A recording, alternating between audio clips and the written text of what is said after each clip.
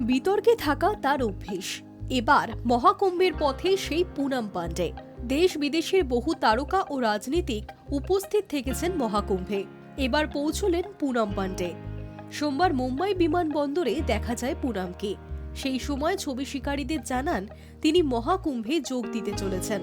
সাধারণত বিতর্কিত বিষয়ের জন্যই খবরে উঠে আসে তার নাম, কিন্তু এবার পুণ্যের সন্ধানে অভিনেত্রী। ছবি শিকারীদের তিনি বলেন, কুম্ভে যাচ্ছি, মহাকুম্ভে। তোমাদের জন্য প্রসাদ নিয়ে আসবো, আর কিছু আনবো তোমাদের জন্য।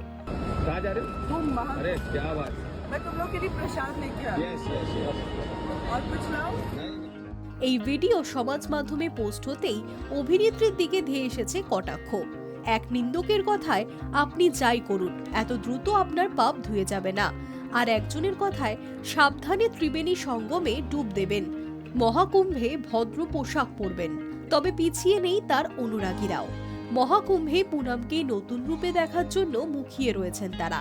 সম্প্রতি মহাকুম্ভে ত্রিবেণী সঙ্গমে গিয়ে ডুব দিয়েছিলেন পরিচালক রেমো ডিসুজা। সেই মুহূর্তের ভিডিও ও ছবি নিজেই ভাগ করে নিয়েছিলেন সোশ্যাল মিডিয়ায়। সম্পূর্ণ কালো বস্ত্রে মহাকুম্ভে গিয়ে ধ্যান করতে দেখা গিয়েছে রেমোকে। মহাকুম্ভে যাওয়ার আগে নিজের মুখ কালো চাদরে ঢেকে রেখেছিলেন তিনি। নদীতে ডুব দেওয়ার সময় নজরে আসে তার গলায় রুদ্রাক্ষের মালা। জোর হাত করে সূর্য প্রণাম করেন তিনি। স্বামী কৈলাসানন্দগিরি মহারাজের থেকেও আশীষ চান তিনি।